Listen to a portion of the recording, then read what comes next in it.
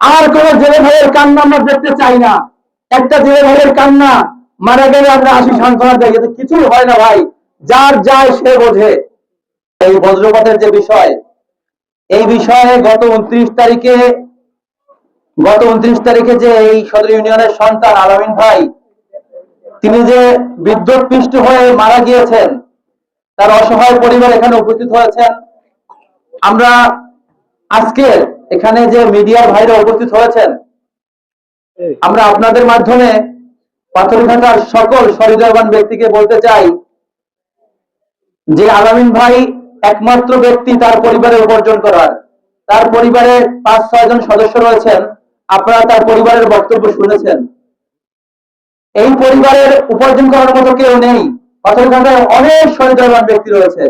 আমি সবার কাছে আলামিন ভাইয়ের পরিবারের জন্য এবং তার পরিবারের জন্য সহযোগিতা আবেদন করছি। তারা যেন একটা সহযোগিতা নিয়ে চলতে পারে, কিছু একটা করতে পারে তার পরিবার।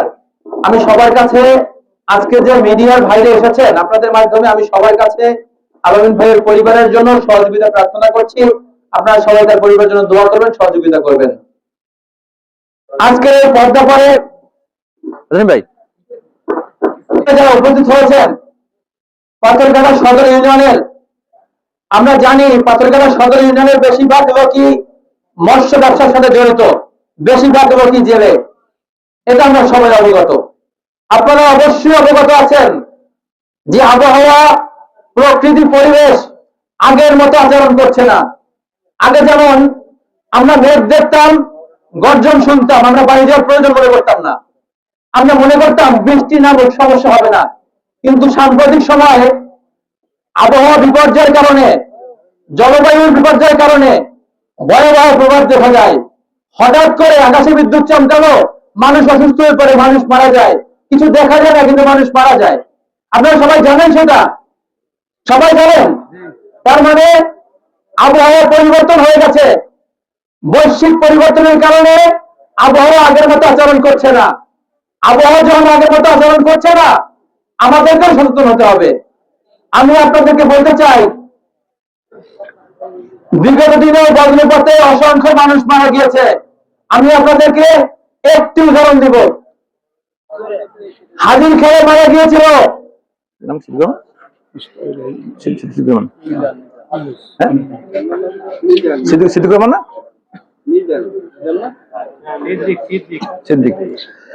হাজির খেলে মারা গিয়েছিল সিদ্দিকুর রহমান। হাজির খেলে আমরা মিডিয়ার মাধ্যমে দেখেছি, বজ্রপাতে মারা গেছে। নিজেদের বউর কান্না দেখেছি আমরা, নিজেদের বউ কান্না করে, আমার স্বামীর জাল পাওয়া গেছে, নৌকা পাওয়া গেছে, আমার স্বামীকে আপনারা খুঁজে আনেন। আমি আপনাদেরকে প্রমাণ সহ বলছি, নিজেদের বউ কান্না করে উপজেলা নির্বাহী অফিসারকে ফোন দিয়েছিল, তখন ছিল মিজানুর রহমান সাহেব। ওসিকে ফোন দিয়েছিল যে ফায়ার সার্ভিসের মাধ্যমে আমার স্বামীর লাশটা খুঁজে নেবেন।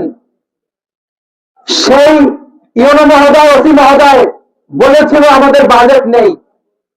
একটি মানুষ মারা যায়, কেউ বাজেট নিয়ে লাশটা খোঁজার দায়িত্ব পর্যন্ত নেয় না। তার মানে কি? আমার বিপদ আমার, আমার সমস্যা আমার, আমার অসহায়ত্ব আমার, আমার কষ্ট আমার, আমার কষ্টে কেউ পাশে থাকবে না। তার মানে আমার দায়িত্ব আমার নিতে হবে, ঠিক কিনা?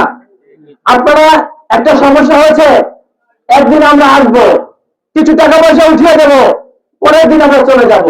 এই পরিবারটি সারা জীবনের কান্না, এই পরিবারটি সারা জীবনের বোঝা এই পরিবারের বহন করতে হবে। আমি আপনাদেরকে মূল কথা বলতে চাই,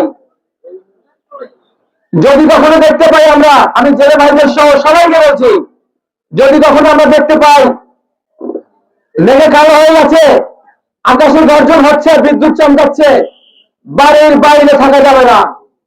আমাদের বুঝতে পেরেছেন? বাড়ির বাইরে কেউ থাকা যাবে না। দ্বিতীয়ত, আমরা অনেক সময় আকাশে মেঘ থেকে গর্জন থাকে, আমরা নদীতে বসে নৌকায় জাল টানতে থাকি। ওই নদীতে বসে আকাশ থেকে যে উঁচু মানুষটিকে পায়, যে উঁচু, তাকেই আকর্ষণ করে বজ্রপাত। ওই অবস্থায় কোনোভাবে নদীতে দাঁড়িয়ে জাল করা যাবে না। ওই অবস্থায় তাকে সাউন্ডের মধ্যে থাকতে হবে, অথবা তাকে বসে থাকতে হবে। যে আমরা অনেকেই জানি না।